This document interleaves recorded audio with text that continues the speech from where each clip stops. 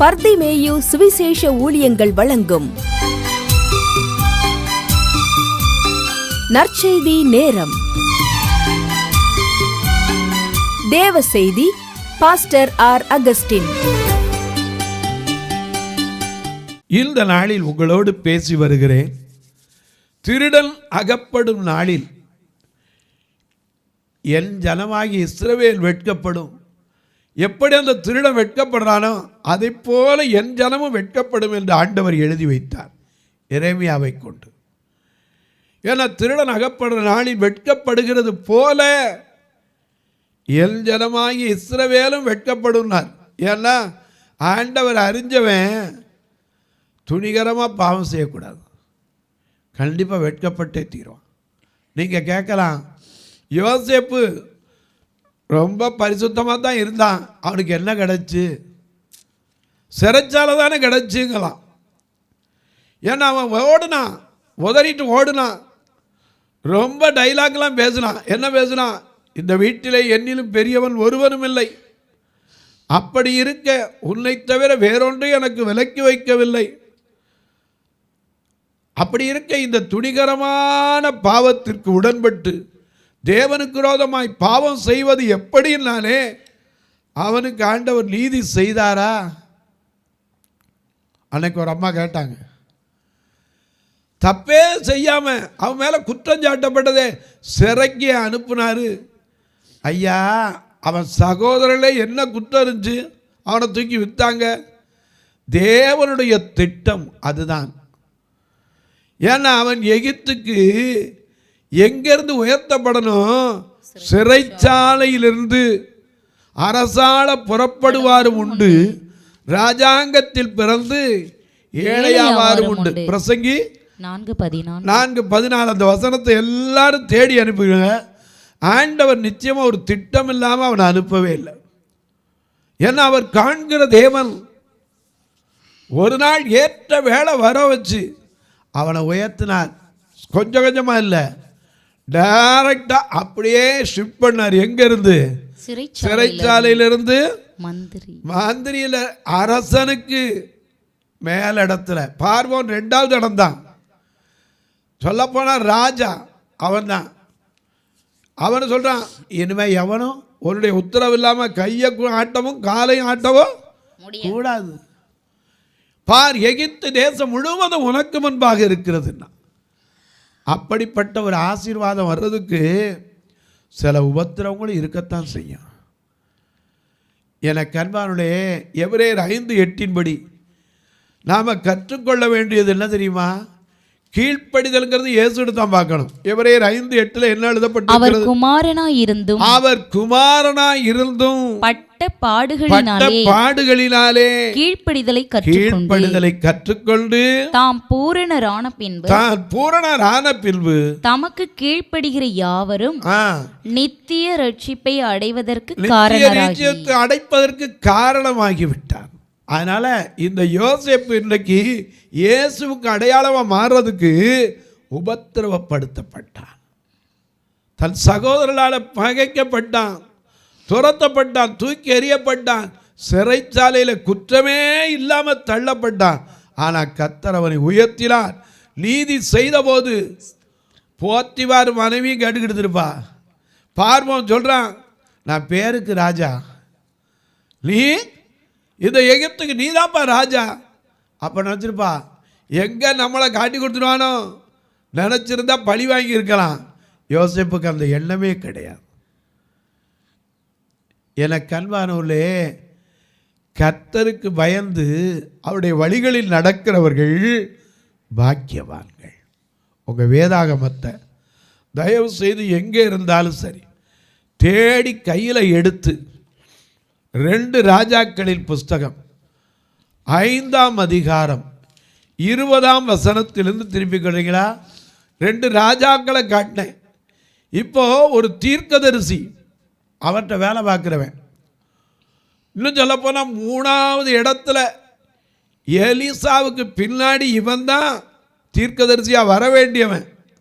ஆனால் ஒரு அற்பமான காரியத்தினாலே வெட்கப்பட்டு போனானே, அதை குறித்து நாம் தியானிக்க போகிறோம்.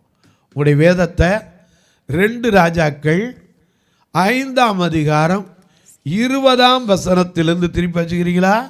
அப்படி எல்லாரும் எடுக்கிற வரைக்கும் பாடுமா?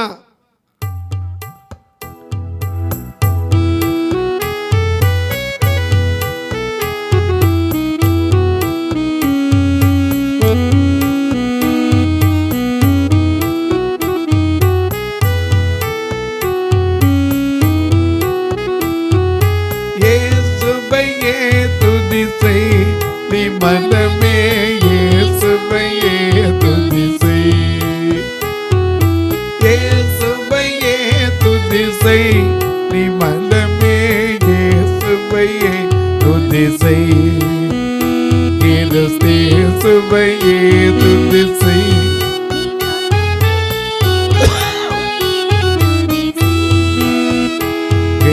இயேசுவையே துதி செய் நீ மனமே, இயேசுவையே துதி செய்.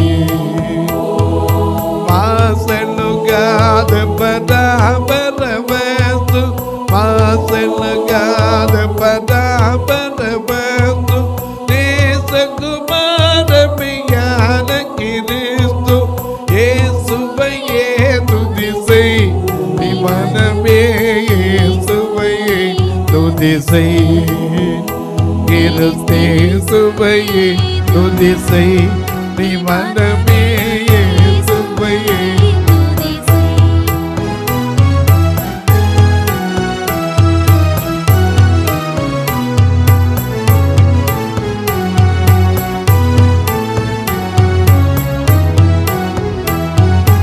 எல்லின காரியம் யாவும் முடிக்க, எல்லின காரியம் யாவும் மண்ணிலும் வேணிலும் வாழ்ந்து சொல்லிக்க, மண்ணிலும் வேணிலும் வாழ்ந்து சொல்லிக்க, இயேசுவையே துதி செய்,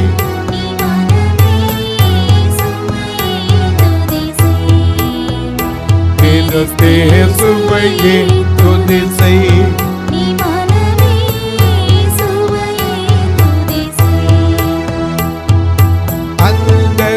அந்தரவாதனையும் தரதந்தம், அந்தரவாதனையும்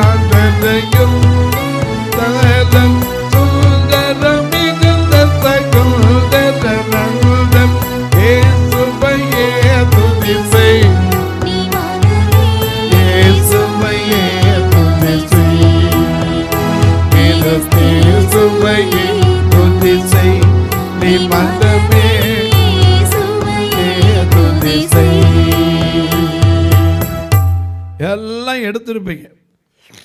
வாசிக்க சொல்லட்டா? 2 ராஜாக்கள் 5ஆம் அதிகாரம் 20ஆம் வசனம். தேவனுடைய மனுஷனாகிய எலிசாவின் வேலைக்காரன். நல்ல கவனிங்க, இவ யாருடைய வேலைக்காரன்? தேவனுடைய மனுஷனுக்கு வேலைக்காரன். அப்ப இவனு யாரு? தேவனுடைய மனுஷன். மறந்துட்டானே. இன்னைக்கு அநேக நேரம் நம்ம யாருக்கு வேலைக்காரன்? அவருடைய வேலைக்காரன். அதனால தான் சொல்ல, நீங்கள் புறப்பட்டு போய் சகல ஜாதிகளுக்கும் சீசராக்கி நான் உங்களுக்கு போதித்தவையெல்லாம் அவர்களும் கை கொள்ளும்படி கட்டளையிட்டார், அவளுக்கு உபதேசம் பண்ணுங்கன்னு சொன்னார். ஆகையினால தான் அவர் ஏற்றுக்கொண்டதுனால நமக்கு என்ன பேர்? அவருடைய பிள்ளைகள். அவர் ஏற்றுக்கொண்டவர்கள் எத்தனை பேரோ, விசுவாசம் உள்ளவர்களாகி அவரை ஏற்றுக்கொண்டவர்கள் எத்தனை பேரோ, அத்தனை பேரும் அவருடைய பிள்ளைகள். அந்த பிள்ளைகளுக்கு அவருக்கு இருந்த அதிகாரம் உண்டு. எனக்கு அன்பர்களே, இங்கே பார்க்கிறோம், எலிசா யாரு? எலியா இடத்திலிருந்து ரெட்டிப்பான வல்லமையை பெற்றுக்கொண்டவன். எலியா எடுத்துக்கொள்ளப்படும் போது கேட்கிறார், அடே நான் உன்னை விட்டு போறேன்டா, உனக்கு ஏதாவது செய்ய வேண்டியிருந்தா சொல்றான்னார். அவன் சொன்னா, உம்மிடத்தில் இருக்கிற ஆவியின் வல்லமை எனக்கு என்ன செய்யணும்? 9-10 வசனத்தில் 2 ராஜாக்கள் 2:9-10 பார்க்கிறோம். அவர் இருவரும் அக்கறைப்பட்ட போது எலியா எலிசாவை பார்த்து, நான் உன்னை விட்டு எடுத்துக்கொள்ளப்படும் முன்னே நான் உனக்கு செய்ய வேண்டியது என்ன கேள் என்றான். அதற்கு எலிசா, உம்மிடத்தில் உள்ள ஆவியின் வரம் எனக்கு ரெட்டிப்பாய் கிடைக்கும்படி வேண்டுகிறேன் என்று சொன்னான். அவர் சொன்னாரு, அரிதான காரியத்தை கேட்டப்பா, கேட்டதிலே ரொம்ப அருமையா கேட்ட, நான் உன்னை விட்டு எடுத்துக்கொள்ளப்படும் போது என்ன நீ பார்த்தேனா உனக்கு கிடைக்கும், இல்லாட்டா கிடைக்காதுனாரு. உடனே அவன் பெத்தேலுக்கு போனான், பெத்தேலுக்கு கில்காலுக்கு போனான், கில்காலுக்கு எரிகோவுக்கு போனான், எரிகோவுக்கு யோர்தானுக்கு போனான், யோர்தானுக்கு அங்கே ஓடி போய் அந்த சால்வை கீழே விழுந்து எலியாவின் தேவன் எங்கே அந்த அடித்த அந்த வல்லமையை பெற்றுக்கொண்டு வந்தவன் யாரு? எலிசா. இந்த எலிசாட்ட இருந்த வேலைக்காரன் யாரு? கேயாசி, இந்த பரதேசி.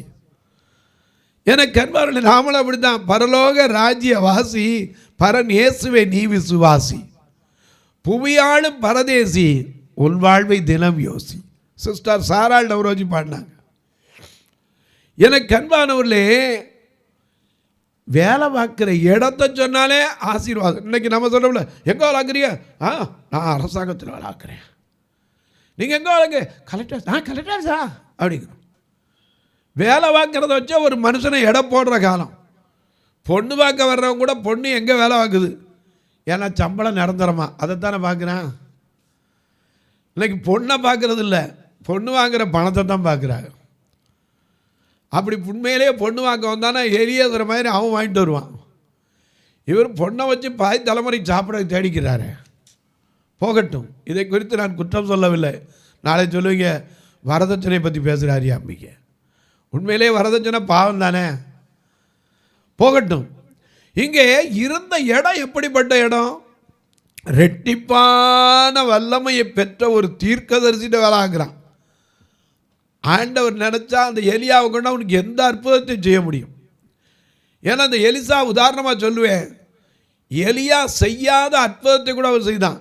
எலியா சாரிபாத்து வீட்டில் எடுக்க குறைவில்லாத அப்பத்தை கொடுக்குறதுக்கு வந்தார். ஆனால் எலிசா ரெட்டிப்பான வல்லமை வச்சதுனால ஒரு கோடரி கீழே விழுந்துருச்சு. ஒரு வேலைக்காரன் போயிட்டு தான் வெட்ட போனான். அப்போது 2 ராஜாக்கள் 6ஆம் அதிகாரத்தில் பார்க்கிறோம், அவன் அந்த கோளரை கீழே விழுந்தவன, ஐயோ என் ஆண்டவனே அது இரவலாய் பெற்றதே அப்படின்னா. உடனே அவர் எந்த இடத்துல போட்டேன்னு கேட்டார். அந்த இடத்த காமிச்ச உடனே என்ன பண்ணா, ஒரு குச்சியை வெட்டி ஒரு கொம்பை வெட்டி அங்கே எரிந்து அந்த இரும்பை மிதக்க பண்ணி. அடே அப்பா, எவ்வளவு வல்லமா பார்த்துக்கங்க. எனக்கு அன்பார்களே, இரும்பையும் மிதக்க செய்தான். இரும்பு எந்த காலத்திலே மிதக்குமா? ரெட்டிப்பான வல்லமையை பெற்ற அந்த தீர்க்கதரிசி செய்ததில் ஒரு வல்லமையான அற்புதம், இரும்பை மிதக்க செய்தார். கோடரி மிதந்துச்சான். இதை குறித்து வேடிக்கையான கதை ஒன்று சொல்லுவாங்க. ஒரு சமயத்தில் ஒரு ஏழை விறகு வெட்டி போனான். அந்த விறகு வெட்டி போய் தன் கோடலி வைத்து மரத்தை வெட்டி கொண்டிருந்தான். பக்கத்தில் தண்ணி இருந்துச்சு, அதுக்குள்ளே விழுந்துருச்சு. ஐயோ என் ஆண்டவனே, நான் ஓசியாக வாங்கிட்டு வந்ததுன்னா. அப்போ இறைவன் மனம் இறங்கி அவன்கிட்ட வந்தார். எங்கே வந்தார்? அந்த இடத்துக்கு வந்து தரிசனமாகி சொன்னார், ஏப்பா ஓ கோடலி எடுத்தாரேன்னு சொல்லிட்டு உள்ளே இறங்கினார். உள்ளே இருந்து ஒரு நல்ல தங்க கோடாலி எடுத்து காட்டினார். இவன் சொன்னா, இது ஏன் இது இல்லைன்னா. சரி, இன்னும் கொஞ்சம் சோதிக்கிறதுக்காக வைர கோடாலி ஒன்றை எடுத்து காட்டினார். அப்போ சொன்னால், இது ஏன் இது இல்லைன்ட்டான். இரும்பு கோடலி எடுத்து காட்டினா, நாம இதான் எழுதுனா, சா எவ்வளோ உண்மையாக இருக்கிற மனுஷன், இந்த 3 இதை வச்சுக்கோன்ட்டார். வாங்கிட்டு போயிட்டான். அடுத்த நாள் விறகு வெட்ட வந்தவன் மனைவியை கூட்டிகிட்டு வந்தான். அவன் தண்ணியில் விழுந்துட்டான். ஐயோ ஆண்டவனே, நேற்று கோடலியை காமிச்சிங்க, இன்றைக்கி மனைவியே கீழே விழுந்துட்டாளேன்னா. அப்போ தேவதூதன் சொன்னால், கவலைப்படாத, இப்போ தூக்கி காட்டுறேன், எதுவும் ஒன்றும் ஒய்ஃபுன்னு சொல்லி தந்துறேன்ட்டு ஒரு அழகான பொண்ணை தூக்கி காட்டினார். இவன் சொன்னான், இது இல்லைன்ட்டான். அதை விட கொஞ்சம் வயசு கூடுனவங்களை தூக்கி காட்டினான், அது இல்லைன்ட்டான். இவன் மனைவியை தூக்கி காட்டினான், அதுவும் இல்லைன்ட்டான். அட பாவி, ஏடா 3ஐயும் காட்டினா இது இல்லைங்கிறியார். ஆமையா, நேற்று உண்மையாக நடந்தேன். தங்க கோடாலி வைர கோடாலாம் ஏன் இது இல்லைன்னு, இரும்பை காமிச்சிக்க அதான் ஏன் இது இல்லை. நீங்கள் சொல்லிட்டீங்க உண்மையாக இருந்ததுனால பரிசு இந்த 3ஐயும் கொண்டு போட்டீங்க, அது கோடலி சரியாக போச்சு. இப்போ 3 பேரையும் கொண்டு போய் நான் என்ன செய்யன்னா, அதான் உண்மையை சொல்லட்டான். உங்களுக்கு விளங்கும். அவன் மனைவியை காட்டினாலும் அவன் இல்லைங்கிறான். ஏன்னா இதையும் 3ஐயும் கொண்டு போய் நீயே வச்சுக்க மாட்டான்னா என்ன ஆகுது? ஆசையை பாருங்க மனுஷனுக்கு. எனக்கு அன்பானவர்களே, நல்ல கவனிங்க. இந்த எலிசாட்ட வேலை பார்த்தவன் யாரு? கேயாசி. இவனுக்கு ஆசை வரலாமா? ஒருவன் என்னை பின்பற்ற விரும்பினால் தன்னைத்தான் வெறுக்க வேண்டும். தனக்குன்னு ஒரு சிலுவை தான் இருக்கா, தூக்கிட்டு போடலாம். இந்த கேயாசி எல்லாத்தையும் விட்டு வந்தவன் தான். ஆனால் அவன் இருதயத்தில் ஆசை விடலை. எப்படி இஸ்ரவேல் மக்களுக்கு எகிப்தை விட்டு வந்தாலும் அந்த எகிப்தின் அடிமைத்தனம் இருந்துச்சோ அது மாதிரி இவனுக்குள்ள ஆசை இருந்துச்சு. அதனால தான் அங்கே வேலை பார்த்துக்கிட்டு இருந்தான். எத்தனையோ பேர் வந்து போனாங்க, அப்பெல்லாம் வரல. ஒரு ஆள் திடீர்னு வந்தான். அவன் யாரு? சீரியாவின் படைத்தலைவனான நாகமான். எதுக்கு வந்தான்? ஒரு குஷ்டரோகம் தீராத நோய்க்கு எங்கெங்கோ போய் பார்த்து தீரல. கடைசியில் அவன் அடிமையாக கொண்டு போன ஒரு பெண் ஒரு வார்த்தை சொல்லியிருந்தான்.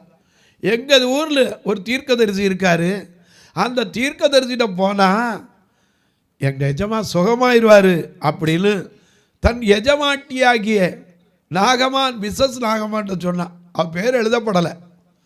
அப்போ அவன் நாகமான்ட்ட சொல்லியிருப்பா, எங்கள் இப்படியே இந்த நோயோடு இருக்கிறதுக்கு இந்த சின்ன பிள்ளை சொல்கிற யோசனை நல்லா இருக்க, போய்த்தான் பாருங்களேன். உடனே போய் ராஜாட்ட நிருபத்தை வாங்கிட்டு போனான். அங்கே போனால் சீரியாவிலேருந்து வந்திருக்கான இஸ்ரவேல் ராஜாவுக்கு புளிய கரைக்குது. இவன் சண்டை போடுறதுக்கு வேறு காரணமே கிடைக்கலையா? நான் என்ன ஒரு நோயை சுகமாக மருத்துவனாப்பா அப்படின்னா எலிசா அங்கே சொல்லிவிட்டார், என்கிட்ட அனுப்ப அவனை நான் என்ன செய்கிறேன், சுகமாக்குறதுக்கு நீ ஏன் கழிச்சுக்கிற, வர சொல்லினார். அங்கேருந்து போனால் அவர் உடனே ஒரு வார்த்தை கூட வெளியே வந்து பார்க்கல. உள்ளேருந்தே என்ன சொல்லிட்டாரு, நீ யோர்தானில் போய் 7 தரம் முங்கிட்டு வா. இவனுக்கு உடனே கோபம் வந்துருச்சு. ஏன்னா சிலருக்கு பார்த்தீங்கன்னா அர்த்தமற்ற கோபங்கள், அர்த்தமே இல்லாமல் கோபம் வந்துச்சு. எங்கள் ஊரில் என்ன தண்ணி இல்லையாக்கும், நாங்கள் பார்க்காத நதியா? எங்கள் ஊரில் ஆப்பனா பர்பார்லாம் இருக்கப்பா. so many rivers are available in our city, in our nativity. எங்கள் இடத்துல நிறையா இருக்கப்பா. இதெல்லாம் பெரிய தண்ணி, இதில் போய் நான் முங்கடு மகம் ஓடா அப்படின்னா. பக்கத்தில் ஒருத்தர் இருந்தான், ஒரு வேலைக்காரன். அஞ்சனா, ஐயா தகப்பனே, ஐயா குஷ்டரோகி தகப்பனேன்னு சொல்லலை. அவனுக்கு அந்த இது தெரியலை. இவனுக்கு நோய் சோமானுங்கிற மட்டும் கண்டு தெரிஞ்சு, தகப்பனே அவர் ஒரு பெரிய காரியத்தை சொன்னால் செஞ்சுருப்பீங்கல்ல. குளிக்கத்தானே சொன்னார், ஸ்நானம் பண்ணத்தானே சொன்னார். இதில் ஸ்நானம் பண்ணி பார்க்குறது தப்பு இல்லையாண்ணா. உடனே ஒரு இறங்குனார். இதெல்லாம் உங்களுக்கு தெரியும், 7 தரம் முங்குனார். சிறு பிள்ளையின் ஆமாம், நாமளாக இருந்தால் முங்க எந்திரிச்சு ஒவ்வொரு தரம் பார்த்துருப்போம். கையை பார்த்துருப்போம், காலை பார்த்துருப்போம். அவனும் பார்த்துருக்கலாம். 6 தரம் சோமால 7ஆவது தரம் முங்கி எந்திரிச்சான். எங்கே போச்சுன்னே தெரில வியாதி. அப்போ சந்தோஷம் எப்படி இருக்கும்? இன்னைக்கு 1 மாதம் காய்ச்சலில் கடத்திட்டு வந்தா இந்த வியாதி நீங்கள் பழச்சதே பெரிய பாடப்பாம்போம். எனக்கு என்பவர்களே, அந்த நேரம் வியாதிப்பட்டிருக்கும் போது ஆண்டவர்லாம் நினச்சி சொல்லுவான், ஆண்டவரே இது முடிஞ்சுன்னா உங்கள் இதுதான் வந்து நிற்பேன், வேறு எங்கேயும் போவேன். ஆனால் அதுக்கப்புறம் மறந்துடுவோம். இந்த நாகமான் சுகமான உடனே அவனுக்கு சந்தோஷம். பொண்ணு பொருள் எல்லாத்தையும் விட இயேசு போதுன்னு முடிவுக்கு வந்து எலிசாட்ட வந்து இருக்கிற எல்லாத்தையும் இந்தாங்கயா வச்சுக்கோங்கயா. அவர் சொன்னார், போப்பா எனக்கு வேண்டாம். ஏன்னா நான் யாரு? பரலோக ராஜ்யவாசி, பரல் இயேசுவை நீ விசுவாசி, உபியாளும் பரதேசி, உள்வாழ்வை நிலம் யோசி. பரலோக ராஜ்யவாசி, பரல் இயேசுவை நீ விசுவாசி, உபியாளும் பரதேசி, உள்வாழ்வை நிலம் யோசி. பரலோக ராஜ்யவாசி.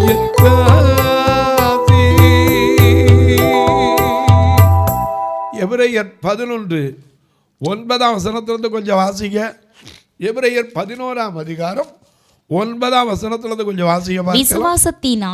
விசுவாசத்தினாலே அவன் வாக்குத்தத்தம் பண்ணப்பட்ட தேசத்திலே பரதேசியைப் போல சஞ்சரித்து அந்த வாக்குத்தத்தத்திற்கு உடன் சுதந்திரராகிய ஈசாக்கோடும் யாக்கோபோடும் கூடாரங்களிலே குடியிருந்தான். பரதேசி எங்க இருப்பாரு? ஆண்டி சாதுக்கெல்லாம் இன்னைக்கு சொல்கிறோமே சாதுன்னு, அவங்களாம் எங்கே குடியிருப்பாங்க? சாது சுந்தர் சிங் எங்கே போய் கிடந்தார்? எமயமலை அடிவாரத்தில் மேலே இருந்தார். இன்னைக்கு சுகவாசியா கூடாரவாசியா? சுகவாசி. ஆமாம், சுகவாசி. ஐயா, காசிக்கு போகிற சன்னியாசியோட சுகவாசியாக இருந்தால் ஓடுறோம் பின்னாடி, போகட்டும். இங்கே பார்க்குறோம், எலிசா ஒன்றையுமே கேட்கல. எது வேணாம்ப்பா, எனக்கு இதெல்லாம் வேண்டியதில்லை போன்ட்டார். ஆனால் பக்கத்தில் இருந்த கேயாசி, அவனுக்கு ஆசை, ஐயோ போகுது, ஐயோ போகுது, ஐயோ போகுது. பின்னாடியே ஓடுனான். ஓடி போய் சொன்னான், அவன் கையில் ஏதாவது வாங்குவேன். தீர்க்கதரிசிட்ட கூட சொல்லலை, பையன் இறங்கி ஓடினான்.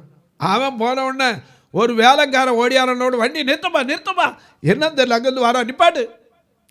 அங்கேருந்து ரதத்திலேருந்து இப்போ குஷ்டரோகி இல்லை, சுகமானவன், அப்படியே குதிச்சான். என்ன விசேஷம்? ஒன்றும் இல்லை, இப்போ தான் 2 பேர் வந்திருக்காங்க, அவங்களுக்கு மாற்று வஸ்திரம் கொடுக்கணும், கொஞ்சம் ஏதாவது வெள்ளி கொடுத்து அனுப்பணும், ஏதாவது சா இவ்வளோதானா, இந்தா 2 அண்ணா, எத்தனை வேணாலும் நீ தூக்க வேண்டாம், ஏழு கொண்டாந்து வைப்பா நீ போனார். பின்னாடியே ஓடுனான். யார்? இந்த கேயாசி. அங்கே வந்த உடனே கரெக்டாக முன்னாடி போய் நின்று அவன் கொடுத்ததை அப்படியே வாங்கி வச்சுட்டு எங்கே போய் நின்னார்? தேவனுடைய மனுஷன்ட்ட போய். அவர் கேட்டார், எங்கேருந்து பார? நான் எங்கேயும் போகல, எங்கே தான் இருந்தேன். அப்படியா? அந்த நாகமா ரதத்திலிருந்து குதித்த போது என் மனம் உன் கூட இல்லையா? பொருளையும் காணிக்கை வாங்குறதுக்கு இது காலமா? ஆகையினால ஒன்று செய். அவனை விட்டு போயிடுச்சு, என்னது? குஷ்டரோகம். ஆனால் ஒன்றை விட்டு போகலை, என்னது? ஆசைங்கிற குஷ்டம். ஆகையினால அவனை விட்டு போன அதே குஷ்டம் ஒன்னையும் உன் சந்ததியும் பிடிக்க கிடவுதுன்னா, அடுத்த நிமிஷமே அவன் உறைந்த மழையை போல குஷ்டரோகியாகி என்ன செய்தான்? அவன் சமூகத்தை விட்டு புறப்பட்டு போனான். ஏன்னா இவன் செய்த காரியம் வெளிப்பட்ட போது நியாய தீர்ப்பு வந்தது. மறுபடியும் சொல்கிறேன், திருடன் அகப்படும் நாளில் எப்படி வெட்கப்படுகிறானோ, கேயாசி நடத்திருப்பான், சே இந்த அற்ப காரியத்துக்கு ஆசைப்பட்டு இவ்வளவு பெரிய வியாதியை சம்பாதிச்சிட்டானே. ஐயா, பட்ட பின்னாலே வருகிற ஞானம் யாருக்கும் உதவாது. தொலைக்காட்சியை பார்க்கிறேன் என் அன்பு மக்களே, இந்த நிகழ்ச்சியை நாள்தோறும் பார்க்குறீங்க, கேட்குறீங்க, பரவசம் அடைகிறீங்க. நல்ல கவனிங்க, எதை செய்தாலும் கர்த்தர் காண்கிறார் என்கிற உணர்வோடு செய்யுங்க. உங்களுக்கு கொடுக்கப்பட்ட வேலையிலையும் சரி, உங்களுக்கு கொடுக்கப்பட்ட பொறுப்பிலையும் சரி, நீங்கள் பணியாற்றுகிற இடத்திலும் சரி, உங்களை நம்பி கொடுத்திருக்கிற காரியத்தில் உங்களை கர்த்தர் கவனிக்கிறார். என்னை அப்படி தான், நீங்கள் கொடுக்குற காணிக்கையை நான் ஒன்று தவறாக பண்ணனா கர்த்தர் அதுக்கு பல மடங்கு கொடுத்துருவார். தண்டி தான். நான் எதையும் அறிந்தவன், நான் யோசிக்கிறவன். ஏன்னா கொடுக்குற காணிக்கை தவறாக பயன்படுத்தினா அன்னைக்கு கேயாசிக்கு வந்த நிலை, அதே ஏலியின் குமாரருக்கு வந்த நிலை, யூதாஸ் தன்னையே அழித்து கொண்ட நிலை, இதெல்லாம் நான் அறிந்திருக்கிறேன். தயவு செய்து எந்த காரியத்தை செய்தாலும் ஒருவர் காண்கிறார் என்கிற உணர்வோடு ஒரு நாள் வெட்கப்பட்டு போகாதபடிக்கு நம்மை காத்துக்கொள்வோம். 1 யோவான் 5:18-19 படி, தேவனால் பிறந்த எவனும் பாவம் செய்யான் என்று அறிந்திருக்கிறோம். தேவனால் பிறந்தவன் தன்னை காக்கிறான், பொல்லாங்கனவனை தொடான். நாம் தேவனால் உண்டாகியிருக்கிறோம் என்றும் உலகம் முழுவதும் பொல்லாங்கனுக்குள் வீழ்ந்து கிடக்கிறது என்றும் அறிந்திருக்கிறோம். இந்த நிகழ்ச்சியை பார்க்கிற நீங்க, ஐயா எங்களுடைய சபைக்கா ஜெபிங்க. எங்கிட்ட இருக்க பூரா 2 கண்ணு தெரியாத மக்கள், இவர்களை வரும்போது நான் சும்மா கூட அனுப்புகிறேன், சாப்பிட வச்சு அனுப்புகிறேன். கூட்டிகிட்டு வர்றதுக்கு மட்டுமே வாரம் 4000 ரூபா செலவழிக்கிறோம். எதுக்கு? வேன் வாடகை. கர்த்தர் இந்த காரியத்திலெல்லாம் சிலர் எழுப்பித்தர ஜெபிங்க. எத்தனையோ பெரிய பெரிய நிறுவனத்தில் 1க்கு 2 சும்மா அடக்கிறதெல்லாம் இருக்கும். அப்படிப்பட்ட மக்களுக்கு கர்த்தர் ஏவினால் இதற்கென்று உதவ. பார்வையற்றவர் மரித்தா கூட சொந்தக்காரங்க அடக்கம் பண்ண கை திறக்க மாட்டேன்றான். எப்போதும் ஃபியூனரலுக்குன்னு ஒரு ஃபண்டு வச்சே இருக்கணும். பார்வையற்றவருக்கு பிறந்த பிள்ளைகளுடைய கல்விக்கு. அது மட்டுமல்ல, எங்கிட்ட வந்து பார்த்தீங்கன்னா கண்ணு தெரியாமல் அவங்களே காலும் இல்லாதவெல்லாம் உண்டு. கால் இல்லாதவங்கன்னா தனியாக வைக்கலாம், கண்ணும் தெரியாமல் காலும் இல்லாமல் இருக்காங்க. இப்போ கூட ஒருத்தர் வந்திருக்கார், அவருக்கு எப்படியாவது 2 வீல் சேர் 1 2 வாங்கி போடணும். ஏன்னா இதை மாதிரி இதுக்கு முன்னாடி ஒருத்தர் வந்தார், அப்படி வீல் சேர் கொடுக்க முடியல. அவர் இருக்க முடியாமல் ரொம்ப சங்கடப்பட்டு அவரை கொண்டு வீட்டில் கொண்டு விட்டு வந்தேன். ஏன்னா பெற்றோர் இருக்கிறாங்க, மற்றவங்க இருக்கிறாங்க. இப்படிப்பட்டவர்களுக்கு ஒரு வீல் சேர், வாக்கர், ஏன்னா கீழே உட்கார்ந்து எந்திரிக்க முடியாது அவங்களுக்கு. இப்படிப்பட்ட காரியத்தில் கர்த்தர் சிலர் எழுப்பி தர ஜெபிங்க. அது மட்டும் இல்லை, உங்கள் ஜெபக்காரி எது இருந்தாலும் காலை 10 மணிலேருந்து 5க்குள்ளே தாராளமாக சொல்லலாம். அது மட்டும் இல்லை, எப்படி உதவ அப்படின்னு கேட்டிங்கன்னா இங்கே 2 ஃபோன் நம்பர் வந்துக்கிட்டே இருக்கும். இப்போ தான் எதை எடுத்தாலும் ஜிபே தானே. ஒரு டீ வடதுன்னா கூட ஜிபே, உடனே சத்தம் கேட்குது, 32 ரூபாய் பெறப்பட்டுள்ளது அப்படின்னு வருது. அதனால் ஜிபே 2 நம்பரில் இருக்குது, ஃபோன்பே இருக்குது, நீங்கள் தொடர்பு கொள்ளலாம்.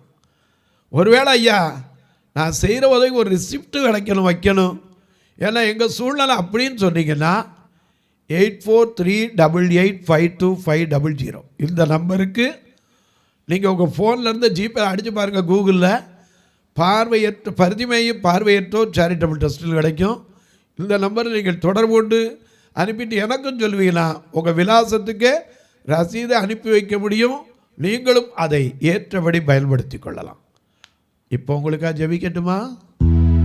நல்ல பிதாவே, நன்றியோடு துதிக்கிறோம் சுவாமி. திருடல் அகப்படும் நாளில் வெட்கப்படுகிறது போல எல் ஜனமாகிய இஸ்ரவேல் வெட்கப்படும் என்றீரே. நாங்கள் செய்கிற நன்மைகளுக்கும் பலன் உண்டு, தீமைகளுக்கும் பலன் உண்டு என்பதை அறிந்து நன்மையானவைகளை செய்ய எல்லை எங்களை தகுதிப்படுத்தும். உணர்வுள்ள இருதயத்தை கொடும். நாங்கள் மறைக்கலாம், ஆனால் நீதி வெளிப்படும் என்பதை அறிந்து நாங்கள் தெய்வ பயத்தோடு வாழ என்னை எங்களை தகுதிப்படுத்தும். இந்த ஊழியத்தை தாங்குகிற, ஜெபிக்கிற, கொடுக்கிற எல்லா மக்களையும் ஆசீர்வதி. பிறந்த நாள், திருமண நாளை நினைவு கூறுகிற மக்களுக்காய் ஜெபிக்கிறேன். வியாதி படுக்கையில் இருக்கிற மக்களுக்காய் ஜெபிக்கிறேன். பெற்ற பிள்ளைகள் இருந்தும் தனிமையிலே ஒரு அறையில் முடங்கி கிடக்கிற அன்பு பெரியோருக்காய் ஜெபிக்கிறேன். எல்லாராலும் கைவிடப்பட்டு தனித்திருந்து புலம்பிக் கொண்டிருக்கிற என் அன்பு தாய்மார்களுக்காய், என் அன்பு சகோதரர்களுக்காய் ஜெபிக்கிறேன். ஒவ்வொருவருக்கும் ஆறுதலை கொடும், சமாதானத்தை கொடும், சரீர சுகத்தை கொடும். இயேசுவின் நாமத்தில் ஜெபிக்கிறேன் நல்ல பிதாவே, ஆமென். சபை ஆராதனை ஞாயிறு காலை 10 மணி முதல் 12 மணி வரை. இடம் பர்திமேயு சுவிசேஷ ஆலயம், அன்னை சத்யா நகர், இளமனூர் அஞ்சல், சக்கிமங்கலம் வழி, மதுரை மாவட்டம். பின்கோட் 625201 மற்றும் பர்திமேயு சுவிசேஷ ஜெப வீடு, flat number 107, Eden garden, Muthur, Tirunelveli. Pincode 627011. சிறப்பு உபவாச கூட்டம் ஒவ்வொரு மாதமும் 2வது சனிக்கிழமை காலை 10 மணி முதல் 1 மணி வரை நாகர்கோவில் YMCA ஹாலில் வைத்து நடைபெறுகிறது. மற்றும் ஒவ்வொரு மாதமும் 4வது சனிக்கிழமை காலை 10 மணி முதல் 1 மணி வரை திருநெல்வேலி புதிய பேருந்து நிலையம் அருகில் உள்ள கிரேஸ் ஹாலில் வைத்து நடைபெறுகிறது. எங்கள் எல்லா ஆராதனைகளிலும் கலந்து கொண்டு தேவனை மகிமைப்படுத்த அன்பாய் அழைக்கிறோம்.